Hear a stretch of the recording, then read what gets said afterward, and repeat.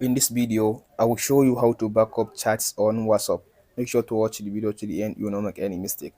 After you open your WhatsApp, tap on this three line at the top right side.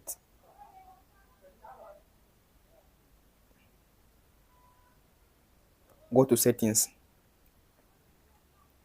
scroll to down, tap on this chat,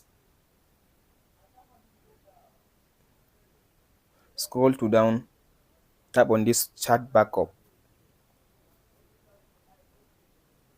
tap on this backup. As you can see now, it's still backing up my WhatsApp.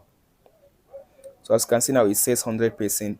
That's it guys on how to back up your chats on WhatsApp. Now if you install your WhatsApp, it will ask you just to restore your WhatsApp messages. So that's it guys. If this video helps you out, don't forget to like and subscribe.